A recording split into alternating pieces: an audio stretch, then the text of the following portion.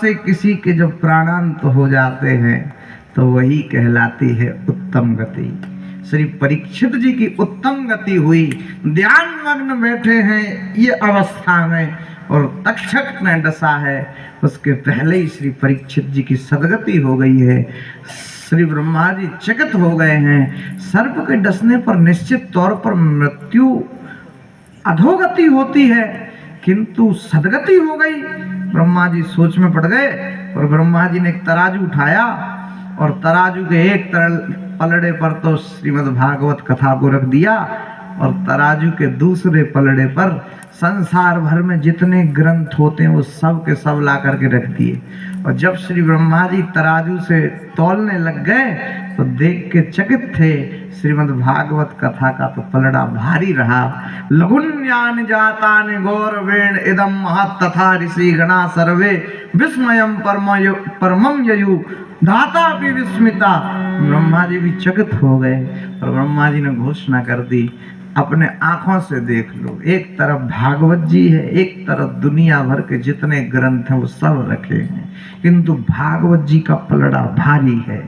ऐसे श्रीमद् भागवत कथा की महिमा है, जो कथा देवताओं के लिए भी दुर्लभ है, जो कथा सब ग्रंथों से, सब पुराणों से, सब शास्त्रों से अति श्रेष्ठतम है।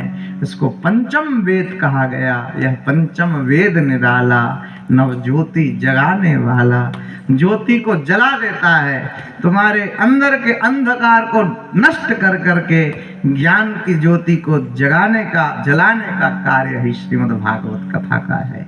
श्री सुखदेव जी ने अध्यात्म के दीपक से सारे जगत को ही प्रकाशवान कर दिया। अध्यात्म दीप मति तिरसताम तमोन्दम संसारी नाम करुणया पुराण गुह्यम तम व्यास सुनुमुपयामि गुरु मुनि।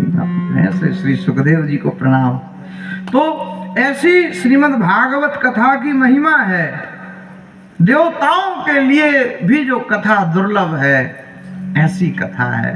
अरे भाई, स्वर्ग में कथा नहीं होती। एक बार भगवान राम जी जब अपने वैकुंठ को जाने लगे, साकेत धाम को जाने लगे, तो भगवान ने कहा चलो, जल्दी चलो। हनुमान जी गुमसुम बैठे, बोले तुम क्यों बैठे, जल्दी चलो।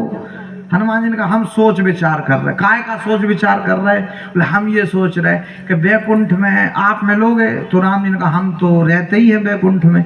अच्छा, सत्संग मिलेगा? बोले नहीं, वैकुंठ में सत्संग वगैरह तो नहीं होता। तो श्री हनुमान जी ने कहा हमें वैकुंठ जाना ही नहीं है, हम तो इधर ही ठीक है।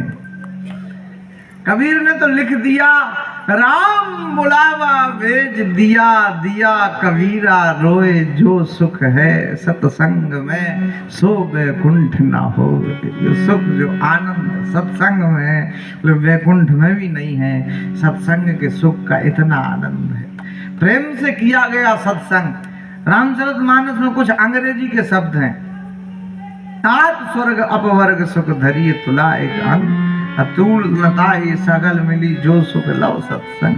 लव मतलब प्रेम से किया गया जो सत्संग है, उसका आनंद है। बड़े आनंद के साथ भगवान को प्राप्त करने के लिए सत्संग साधन है। सांवरे से मिलने का सत्संग ही बहाना है।